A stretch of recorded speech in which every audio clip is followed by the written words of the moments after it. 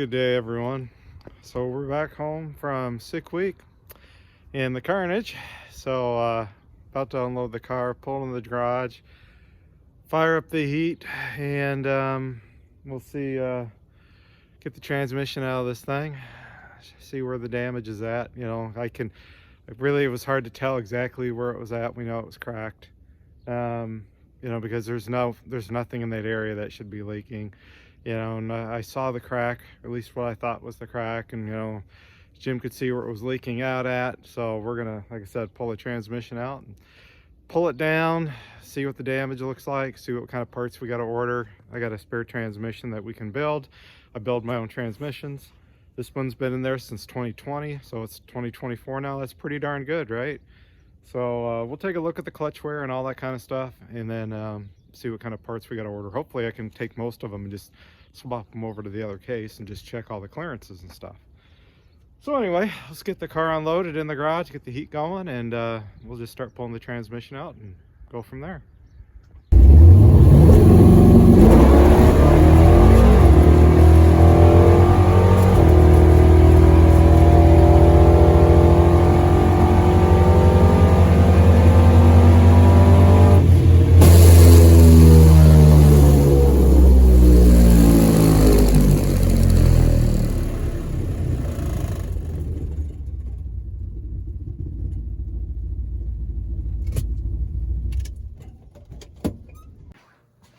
Well, I got the transmission out and the crack starts, it's hard to see it, but down here somewhere, and it goes, you can see the crack here, and it gets worse and worse as we go over to the other side.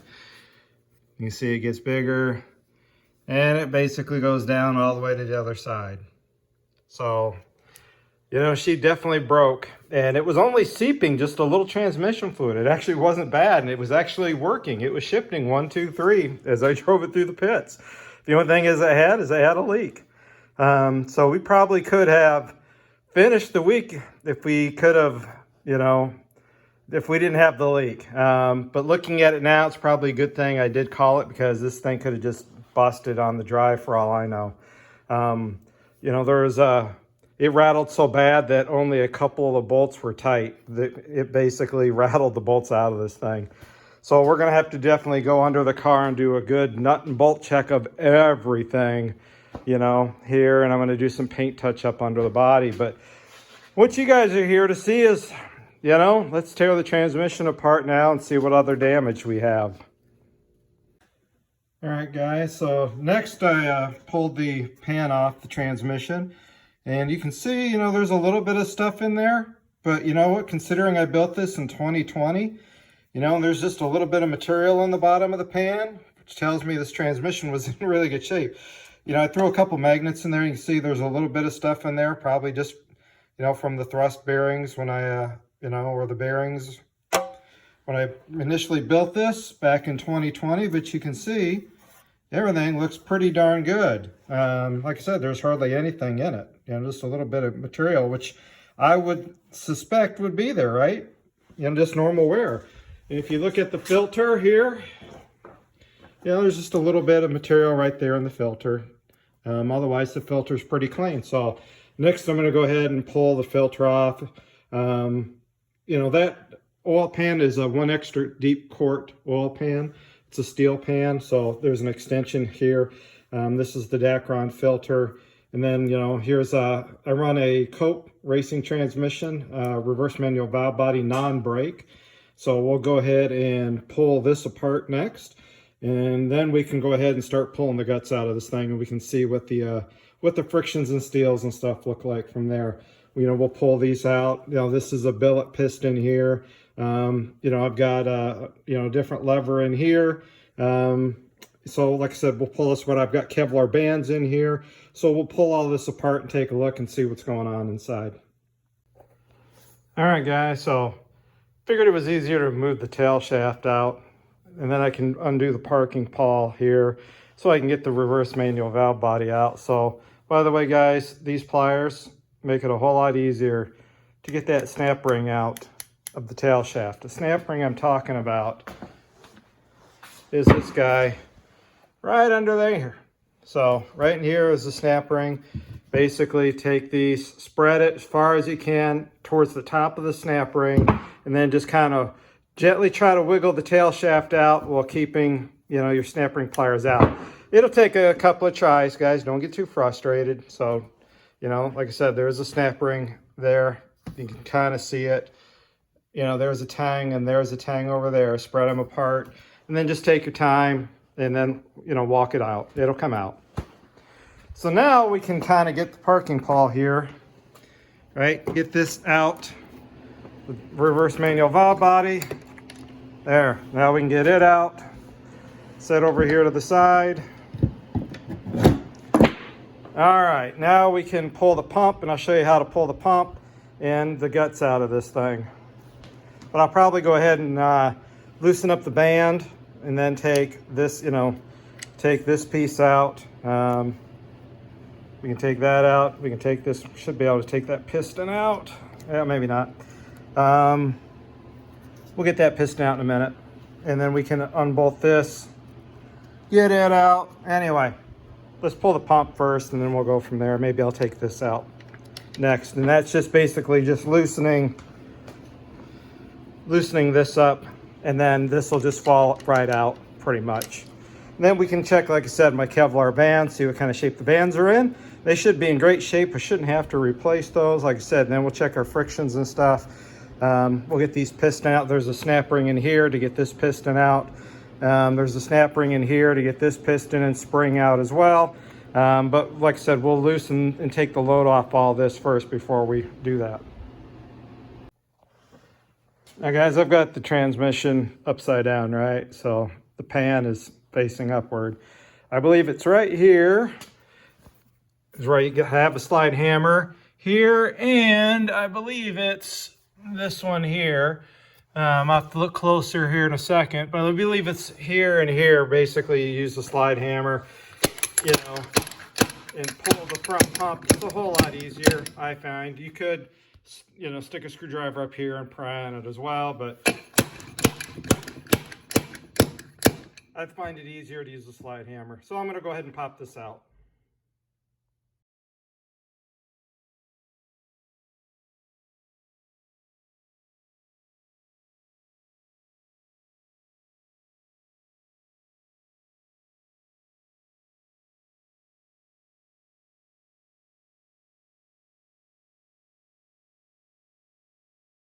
All right, guys, so went ahead and pulled this apart. Basically goes in like this. There's a little piston here, spring, and you can see the snap ring. So pop the snap ring off. There is a little pressure on the spring, so she will pop up a little bit at you. So I've got that out. And then to remove this guy here, basically there's just a little sealing ring here. You can more or less just kind of work it with your fingers, pop it up, and then this comes out, so you can take that out of the way. And then what we'll do is we'll pop the snap ring off of here. Again, there's a spring in there and stuff, so be careful when you remove it. And then I just need to get that out, and we pretty much have the case all stripped down. I still have the I'm drawing a blank right now, but anyway, my little roller in here. So I'll have to take this out as well, so I can get that out, and a couple of plugs, and the case is pretty much stripped. And then we'll have to get my other transmission and start gutting it out. So I'm curious here in a minute to see the crack on the inside, if it kind of goes through, because it was leaking on this side over here. So I'll have to get a light in here and see if we can see where the crack is at. It might be in the pump area. So anyway, hang tight and we'll take a look and see if we can see what it looks like in there once I get these last couple parts out. A couple pipe plugs, and like I said, get the low roller, get this out. This is my one-way sprag in here. Get that out. And then that's pretty much everything. Like I said, then this case is garbage, and I'll have to tear the other transmission apart. And then what we'll do is we'll go over and I'll take a look at the clutches and figure out what parts I need to order. Right now, it looks like my low reverse, this band, my double band here, is in really good shape. It's a Kevlar. This is also a Kevlar, but if you notice, you see a bunch of little pitting in here inside this Kevlar band. So I may go ahead and order another Kevlar band here for the front. You know, she's not too bad, but she's got quite a bit of pitting. So since it's apart, we'll go ahead and refresh this band, get another Kevlar band. We'll get a seal kit and frictions. Like I said, in a minute, we'll pop those apart and we'll see what they look like. Let me finish gutting this thing and we'll come back and, you know, we'll get a parts order ready. Well, guys, you can see here is the crack on the inside. So she cracked right basically where the pump and the mating surface is at. So yeah, not too shabby. Did a pretty good job of this, huh? Anyway, now let's go and take an inspection of the frictions. Right now it's looking like I just maybe need a front Kevlar band and probably a seal kit, new filters, you know, and probably get some new thrust washers and stuff. The bushings were brand new when I rebuilt this, so I don't think I'm going to need any new bushings. I may order a couple just to be on the safe side. Maybe like a new pump bushing, new tail shaft bushing, you know, a couple of key bushings. Pop a couple new ones in. Like I said, for the most part, all the thrust washers should be fine. Like I said, they've only got a little bit of time on them, but I may order just an all new thrust washer kit as well, just to be safe. Now guys, before you say anything, yes, these are not supposed to be in this drum, but when I bought them from Cope Racing, John Cope told me this is all he had, and basically to go ahead and drill a few holes, all right, into the steels, you know, every 90 degrees to allow for pressure relief. And if you look at this, which one was it I was just looking at? These things are in excellent shape, and you can actually still read the handwriting where it said 062 on one of these frictions. I don't see which one it is now. Oh, here it is. 062. There it is. There's the thickness. So these frictions are actually in incredibly good shape, you know, for having, you know, basically 4 years worth of, you know, drag passes, driving. This thing's probably got 8 drag and drive events on it. So plus me, you know, there's at least 10,000 miles on this transmission, driving miles, plus, you know, passes at the drag strip. Nitrous for the past year. And, you know, otherwise normally aspirated, you know, the rest of the time. So these frictions are in awesome shape. By the way, this is not the stock one here either.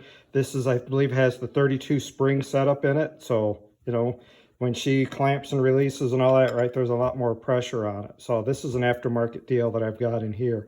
Anyway, let me take the other one apart. I think I'm going to find something very similar. And here we go, guys. Like same thing. These frictions and steels are in perfect condition. In fact, I don't know if you can see it, but there is still the writing, you know, in here with the phone number. You know, I think it says A&A transmission and the phone number right there for the for these frictions. You know, and nothing wrong, absolutely zero wrong with these steels either. So there is nothing wrong with the frictions and steels in this car.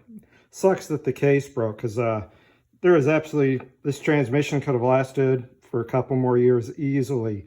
Not a single lick of trouble with any of this. I'll probably, like I said, go ahead and refresh it anyway, because I've got it all apart, put some new frictions in it, put all new gasket set in it. We'll get some thrust washers and pop this thing together, so we'll order some parts. So there's the parts pile. Basically, if you wanted to know what's in a 904, there it is. Not a whole lot. It's a pretty simple transmission to overhaul. So like I said, I think the only things I'm going to do is order some new frictions, some steels, maybe one Kevlar band here.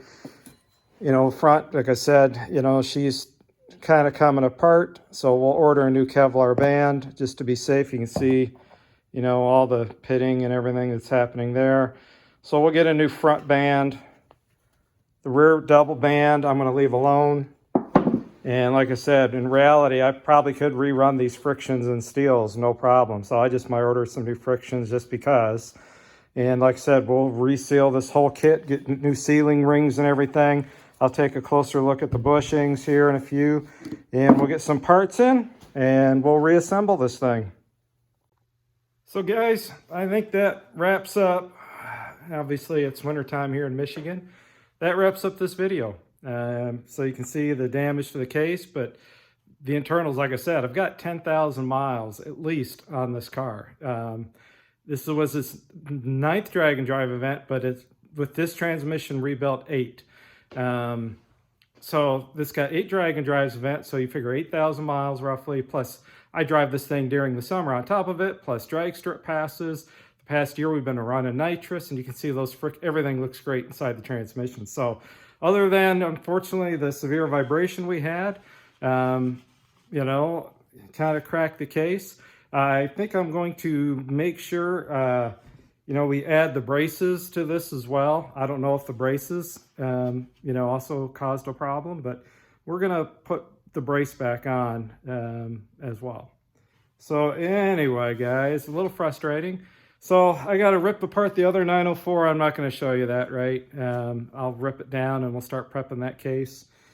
I don't do anything fancy, guys. Don't drill any additional holes. Don't roll our eyes, nothing like that. And you can see the transmission, you know, looking awesome. You know, I'm running a 360 Magnum, just so you're aware. You know, Edelbrock heads, off-the-shelf Voodoo cam, 373 gears, 3,500 stall converter. And normally aspirated, the best I've run is 12.2 on a 26-inch tire. And I've gone a best of 1086 on nitrous on a 28-inch tire. So, you know, this little 904 has held up pretty dang good, you know, until I blew that U-joint out. So anyway, I think that, like I said, that wraps up today's video. Thank you all for watching. Whatever money, you know, I earn from these videos goes right back into these cars and your entertainment of watching me do dumb stuff. So hope you guys have a great day in your shop. And like I said, you know, we'll do a little build series here. I don't know how good it'll be, but we'll do a little build series on putting this all back together.